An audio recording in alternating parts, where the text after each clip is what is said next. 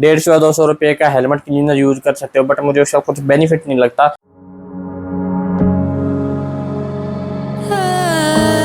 स्वागत है भाइयों फिर से आपका एक और बढ़िया सी वीडियो में। मुझे पता है कि कभी कभार मैं एक हफ्ता मिस कर देता हूँ वीडियो डालने में, क्योंकि यार कभी कभार है ना सीन ऐसा होता है कि हम वीडियो शूट ही नहीं कर पाते, और कभी कभार ऐसा होता है कि हम जो चीज़ें लगाने वाले या जो चीज़ करने वाले हैं उसके लिए हमें थोड़ा सा टाइम चाहिए होता है। अब रही बात हमारी इस वीडियो की, आप थंबनेल टाइटल देख के तो समझ गए होंगे कि आज हम किस चीज़ के बारे में बात करेंगे। वैसे आपको पता है कि हमारे पास दो बाइकें हैं, एक है पल्सर 150 2009 मॉडल, दूसरी अपाचे 160 4V 2019 मॉडल। अब मैं इस बाइक को बारिश में कहीं पे लेके गया था, और वहाँ पे कुछ ऐसा सीन हुआ कि मेरा जो हेलमेट है वो यहाँ जैसे अभी यहाँ पे नीचे टंगा हुआ वैसे टंगा हुआ था, और उस टाइम पे आगे बहुत भयंकर बारिश है। उस बारिश की वजह से बाइक तो गंदी हुई हुई हमारी, उसके साथ हमारा जो हेलमेट है, हेलमेट के अंदर हमारा घुस गया था पानी। अगर हम इस हेलमेट की बात करें तो ये है हमारा स्टील बर्ड का हेलमेट, कुछ बारिश की वजह से बहुत ज़्यादा गंदा हो रखा है।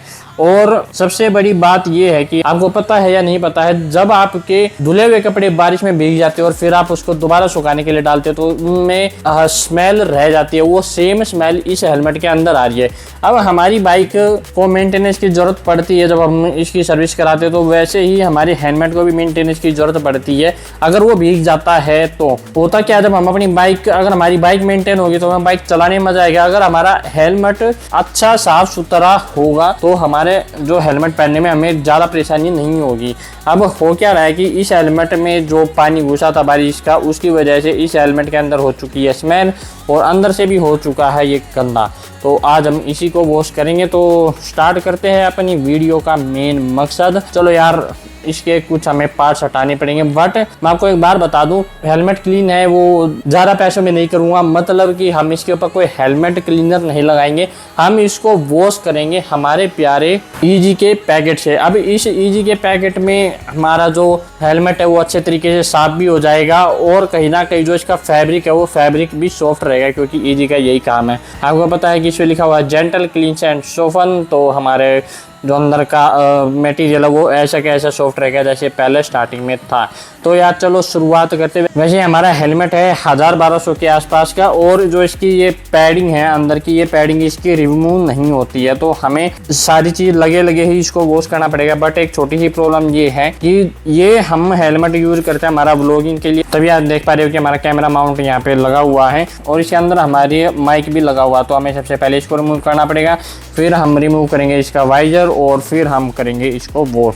तो चलो यार शुरुआत करते हैं हमारे हेलमेट को वॉश करने की। ये है हमारा हेलमेट। सबसे पहले हमें इसका ओपन करना पड़ेगा वाइजर, जो कि हम इनके जो साइड के स्क्रू है उनको एंटी क्लॉकवाइज घुमाएंगे तो हमारे जो स्क्रू है वे ओपन हो जाएंगे। जो इसके अंदर के जितने पार्ट्स निकलेंगे ना वे हमें संभाल के रखने हैं ताकि ये गुम ना हो जाए। हमारे दोनों साइड के जो हेलमेट के स्क्रू है वे निकल चुके हैं बाहर। जो हमारा वाइजर इसको हम बाद में क्लीन करेंगे, सबसे पहले तो हमारा काम क्लीन करने का हमारा हेलमेट ही है। हमारा ये वाला पार्ट भी बाहर निकल जाता है, तो हम इसको भी निकाल लेंगे। अब हमारे हेलमेट का जो हम बना स्ट्रैप है इसको खोल लेंगे, और अब बारी है इसका वायर निकालने की, जो कि हमने ही डाला था। ये हमारा माइक का वायर, और राइट साइड हमारे लगे हुए हैं इसके ईयरबड। वैसे मैं इन ईयरबड को यूज़ नहीं करता, बस ये लगे हुए साइड में ताकि हमारी जो माइक है वो ख़राब हो जाए। और यहाँ पे हमारी केबल निकल चुकी है बाहर, तो हम इसको बाद में लगाएंगे जब हमारा हेलमेट एकदम सूख जाएगा अच्छे तरीके से। Now this is our helmet, और अंदर से हम इसका एक भी ये जो पैडिंग है वो नहीं निकाल सकते क्योंकि अनरिमूवेबल है ये। और अगर आप ध्यान से देख पा रहे हो तो इसमें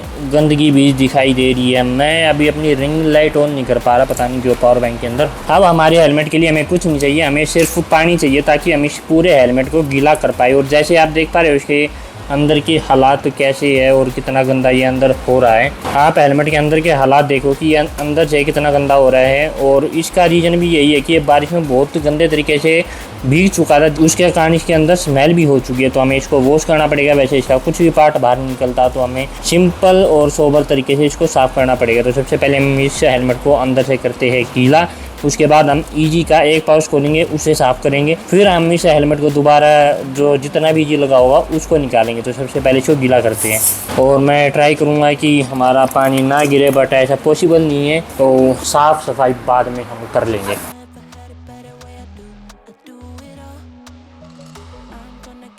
अब हम इसके अंदर से ना पानी निकाल के देखते हैं कि कितना गंदा है। अब हमारा जो डल्लू है वो थोड़ा सा वाइट कलर का है। अब ये तकरीबन अंदर से गीला हो चुका है मेरे हिसाब से, और इसके अंदर देखो कितनी गंदगी भरी हुई है। अब हमारी टर्न है इसके अंदर ईजी डालने की, तो मैं सोच रहा हूँ कि इस डल्लू को थोड़ा सा पानी भर के और इसमें ईजी डालेंगे हम। अब हमने डाल दिया इसके अंदर पूरा का पूरा ईजी, और अब ईजी से साफ़ करेंगे क्योंकि और किसी तरीके से हो नहीं सकता है।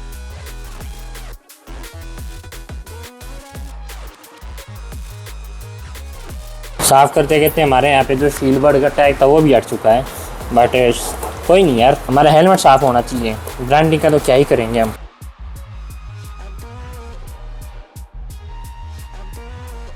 हाँ, हमारा जो हेलमेट है वो तकरीबन गंदगी इसकी निकल चुकी है। आप नीचे देख पा रहे हो कि इसमें से कितनी धूल मिट्टी निकली हुई है, बट अभी हम इसको लेके चलते हैं वॉश बेसिन पर, वहाँ पे इसका जो अंदर का पानी वो सारा निकालेंगे, बट उससे पहले एक बार बाहर से और क्लीन कर लेते हैं। अब हमें कुछ नहीं करना, अब हमें इसके अंदर बस पानी को निकालना है जितना हो सके।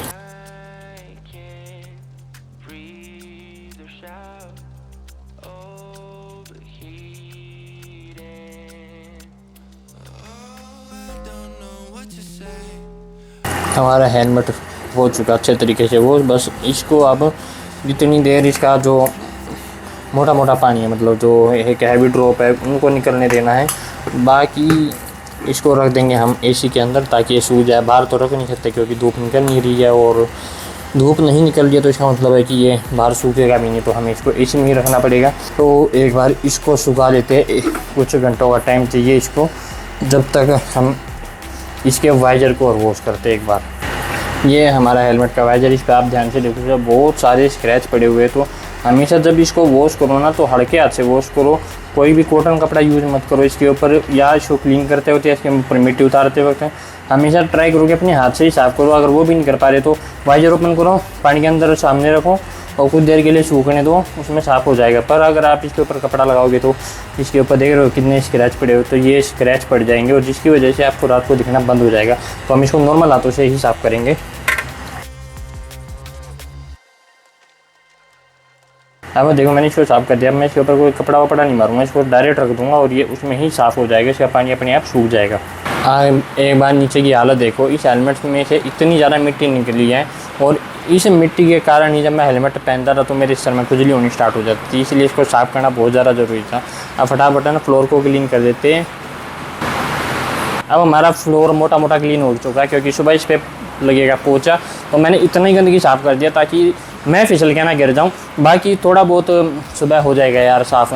और दूसरी बात, अब हमारा हेलमेट हम रखेंगे रात को सूखने के लिए, तो एक बार उसको सुखा लेते हैं फटाफट और फिर उसको असेंबल करते हैं आप लोगों के सामने। वैसे यार हेलमेट क्लीन करना उतना ही ज़्यादा ज़रूरी है जितनी ज़्यादा ज़रूरी है आपकी बाइक को मेंटेन करना, क्योंकि यार बाइक के मेंटेन आप कर लेते हो पर हेलमेट अगर मेंटेन नहीं करोगे तो उसकी बहुत सारे प्रॉब्लम आपको देखने को मिल सकती है। आप जैसे सुबह सुबह बाइक लेकर निकलते हो, आपके हेलमेट में बदबू हो रखी है, या फिर आपका हेलमेट अंदर से चिकट रहा है, या बोल सकते हैं कि उसके अंदर मिट्टी फंसी हुई है, तो आपका हेयर फॉल की प्रॉब्लम हो सकती है, आपके खुजली होने की प्रॉब्लम हो सकती है। और आप जब स्टार्टिंग में हेलमेट पहनोगे तो आपका मन भी नहीं करेगा कि आप बाइक चलाओ या फिर हेलमेट पहनो।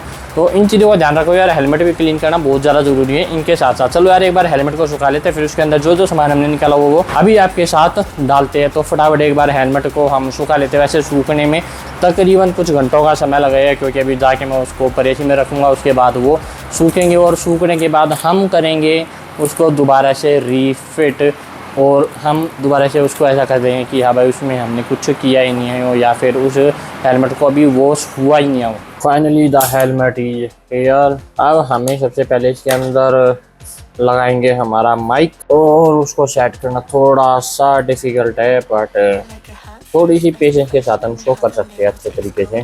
तो मैं बार इसको देख लेता हूँ कि इसका इधर क्या क्या रखा हुआ था। यहाँ पे होता है हमारा माइक। अब देखो हमारा जो माइक है ना वो एकदम परफेक्ट तरीके से यहाँ पे नीचे की तरफ फिट हो चुका है जहाँ पे मेरा हाथ है। अब मुझे इन केबल को रखना है इस साइड, और जो बाकी के एक्स्ट्रा केबल है वो इस साइड पे रखेंगे। तो स्टोर करते हैं।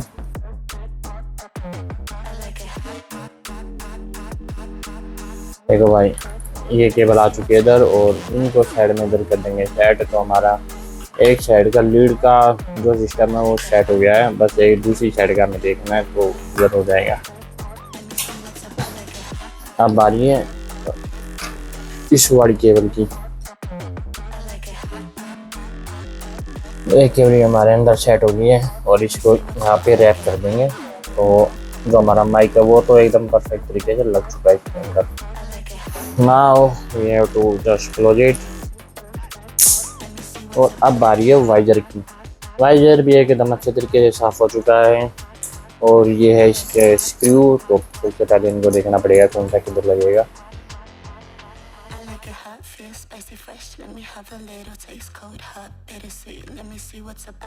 और helmet is ready to go. और हेलमेट अब एकदम साफ हो चुका है, ना इसके अंदर कोई स्मेल है और जो इचिंग की प्रॉब्लम है वो भी हमारी सोल्व हो गई है अब जब हम हेलमेट पहनेंगे। क्योंकि इसके अंदर आपने देखा कि जब मैंने इसको वॉश किया तो ज़मीन पर कितनी ज़्यादा मिट्टी पड़ी हुई थी। तो हमारा हेलमेट एकदम अच्छे तरीके से रेडी हो चुका है। बट अब बात ये है कि हम इन फ्यूचर हेलमेट हमें अपग्रेड करना ही पड़ेगा, क्योंकि एक तो इसका वाइजर जा चुका है और ऊपर से इसके जो अंदर के पैड्स है वे डिटैचेबल नहीं है। तो मैं सोच रहा हूँ इन फ्यूचर हम देखते हैं कि हेलमेट को अपने को अपग्रेड करते हैं या नहीं।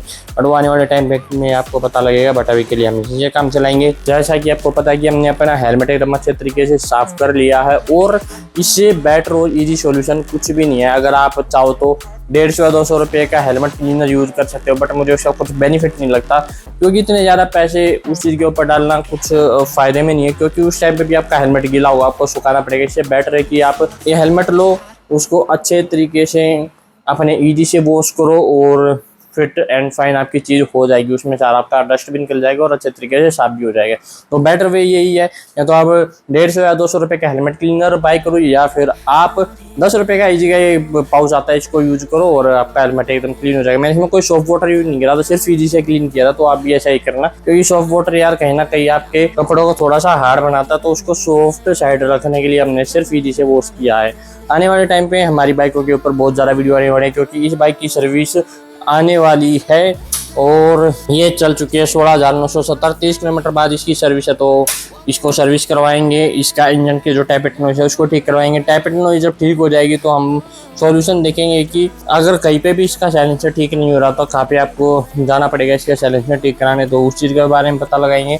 अगर इंजन की आवाज़ कम हो जाती है तो मुझे नहीं लगता कि साइलेंसर में भी आवाज़ होगी। वो पता नहीं यार कैसे क्या समझेगा, ये बाइक की वीडियो पे जब बनाएंगे तब आपको पता लगाएगा।